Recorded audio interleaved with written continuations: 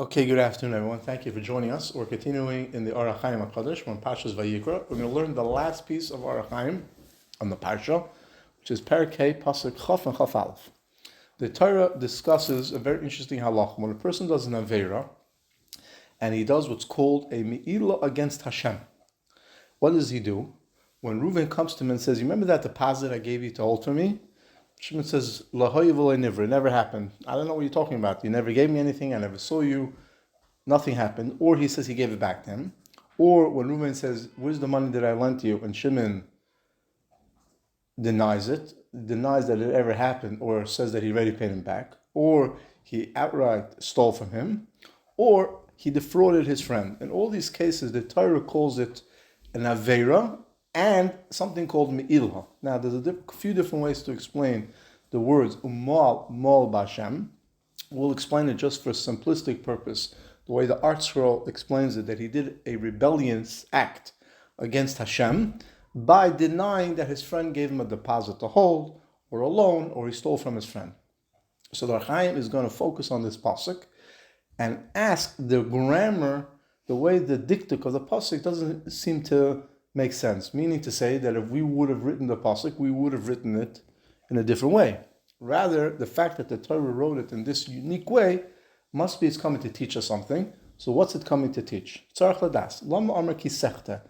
Torah says that a person did an Aveira and he did a rebellious act against Hashem. Hachaim says it's sort of the same thing, right? The mere fact of doing an Aveira means you're rebelling against Hashem. So why say both? Now, Hachaim says it can't mean that the word kisechta is a reference to the Aveira, because the pasuk itself refers to the Aveira, that you lied to your friend. So it must be coming to teach us something else. Tzarech ladas, says the Hachaim inside. Lama amar kisechta.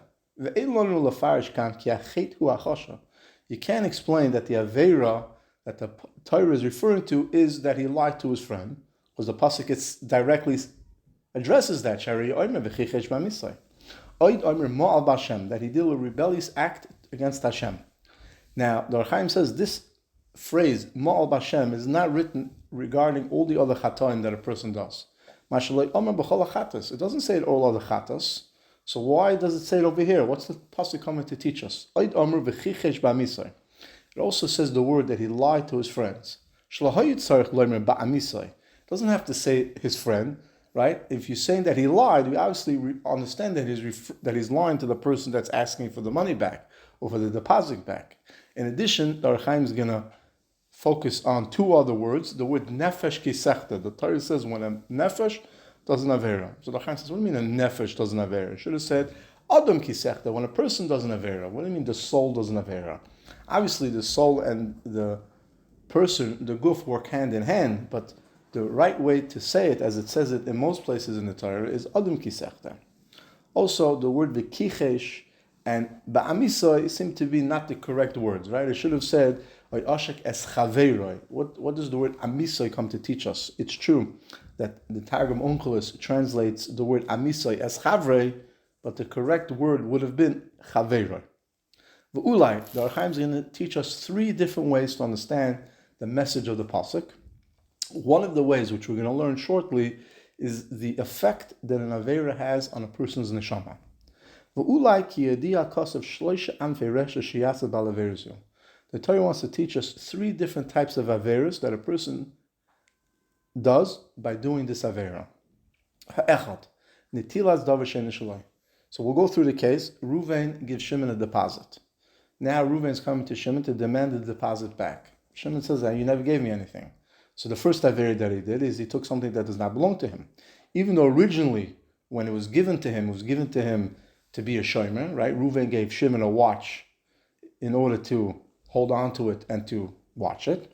Hu anaf hagazel. This refers to the gzela part, which means the Hachaim says when the pasuk says chichesh b'hamisa b'pikadin or b'susumas yad or b'gazel, it's really one aveira that has three components to it.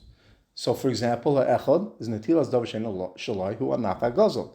That's when the pasuk says gzela. Sheni umal mal b'Hashem. He actually did a me'ilah against Hashem.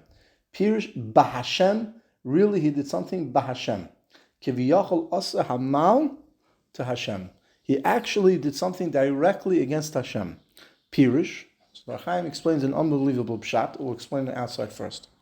Hashem decided that Ruvain should have this beautiful fancy watch. That was what Hashem decided in Shemaim, that Reuven should have it. Now, when Reuven gave it to Shimon to hold on to it, to keep it for him, to put it in a safe place, and now Shimon denies ever getting it, he actually, in a way, perverts the din. He perverts the bracha that Hashem gave to Reuven. And in addition, he perverts something that Shimon was not supposed to have. So there's actually two problems that Shimon does. Number one, he causes that what was supposed to be given to Reuven was taken away, and it seems to be that Hashem is not preventing that, even though that comes onto the Indian of Vayikra, which is a separate topic. And on the other hand, it seems that Shimon is getting something that he shouldn't be getting. And why does he have it?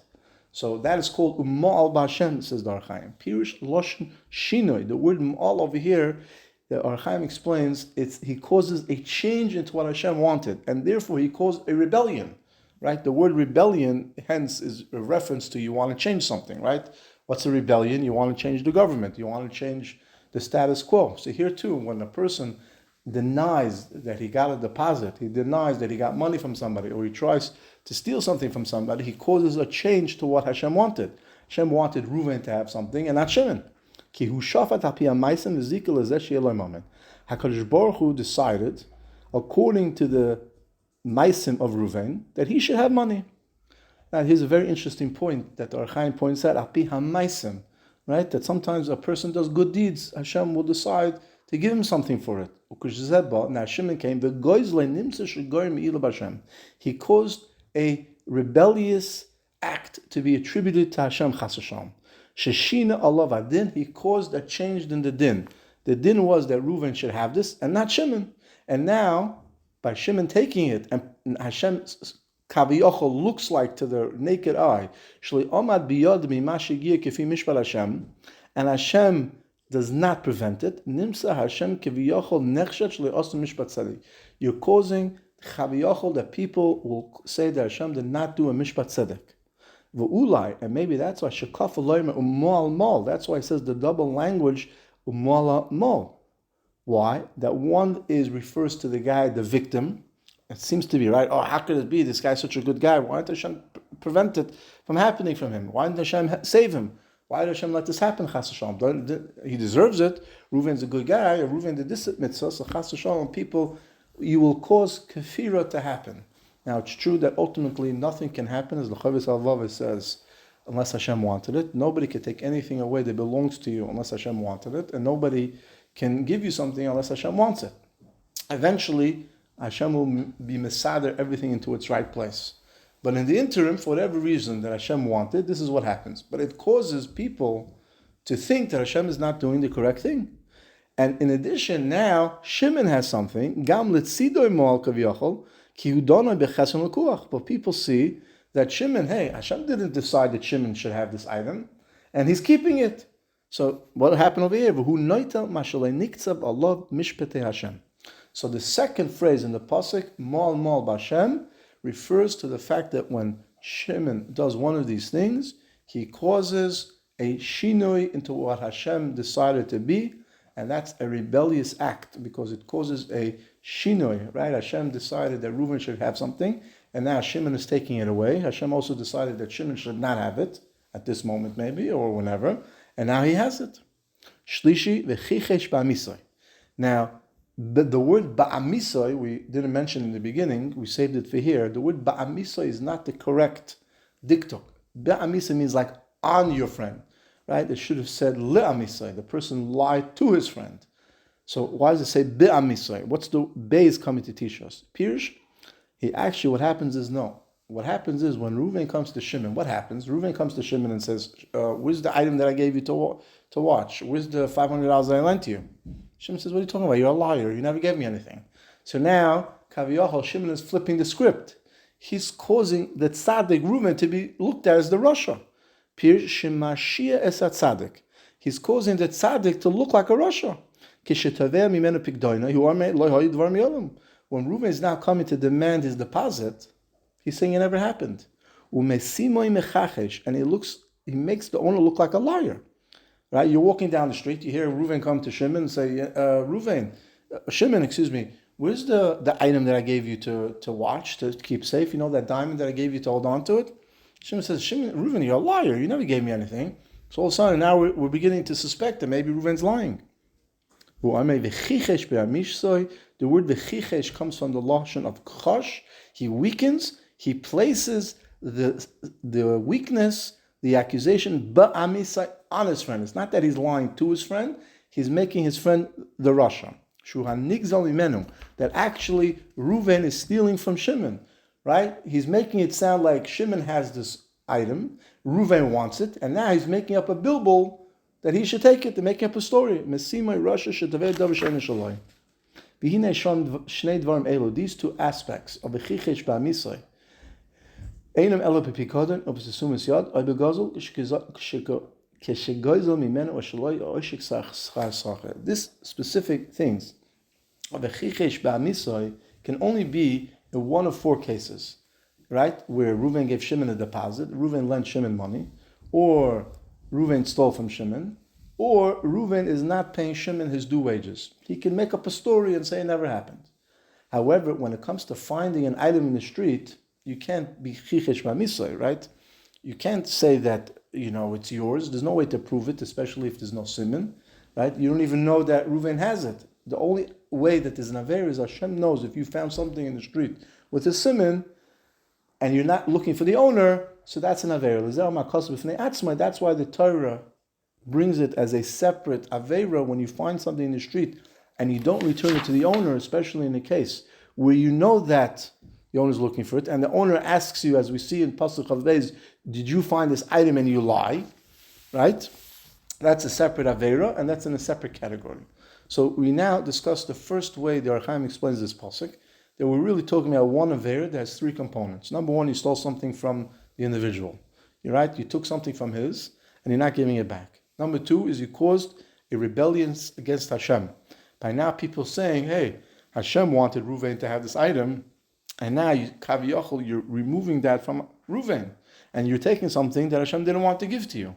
And the third thing is you're actually making the person who's demanding his item back the Rasha, that he's the liar, not you. You're not the Rasha, he's the Rasha. And Mimela, the Hachaim says there's three different Aveiros that comes out from this pasuk. Now comes a very interesting thing. Hachaim says this pasuk is also coming to teach us three things that have an effect on your nefesh when you do these Aveiros. When a person does an Aveira, in general, any Aveira, you cause the light of the Neshama to be diminished. The Aveira creates a Tumah, and it covers the Nefesh. That's why the Torah says Nefesh kisechta, right? As opposed to Adam kisechta, because now when the Nefesh does an Aveira, it has an effect on the Nefesh. Lashon chesron benefesh atzma. There comes a deficiency in the Nefesh itself. Sheni, the second effect you have in the Neshama is Mol Bashem. Al derech Omri Anshi Emes, like it says in Kabbalah.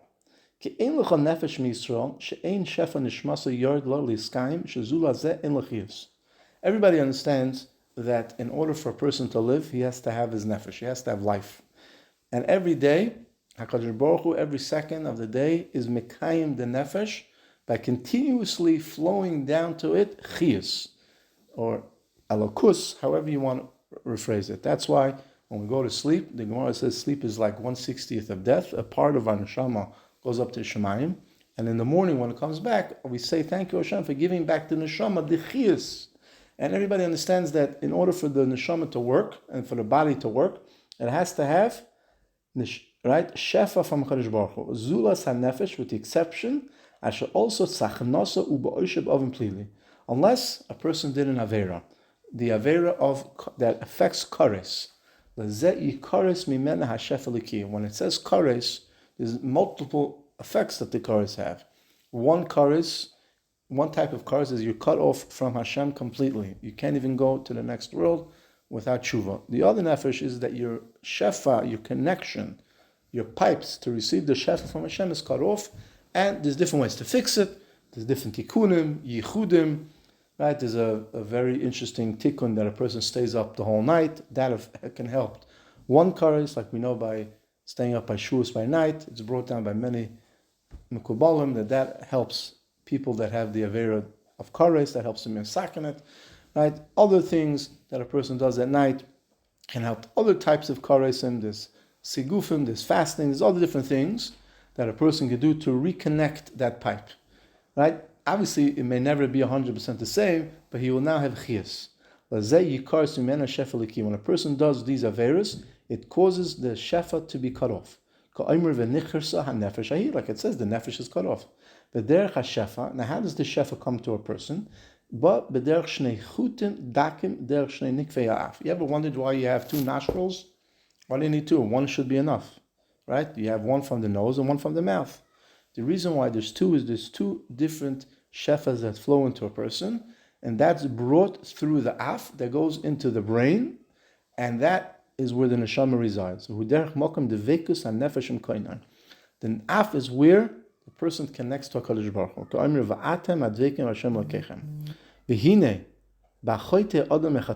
When a person does one of these averes that the pasuk brings down, then now the klippas, the tzad hatuma, overtakes him and actually grabs the chiyas from him. And that's why it says umal ba mashem.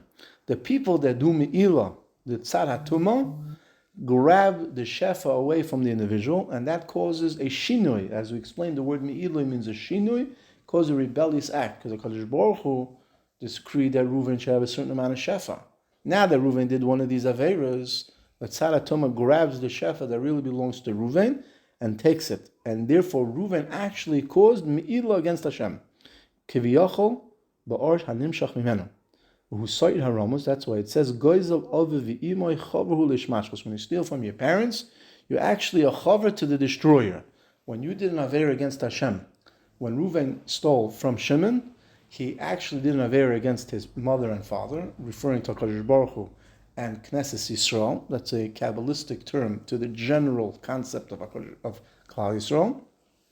And by doing that, you allowed the destroyer, the Tzad HaTumah, to take Yechias. So you actually not only did an Aveira against HaKadosh Baruch Hu, you actually helped the Tzad HaTumah.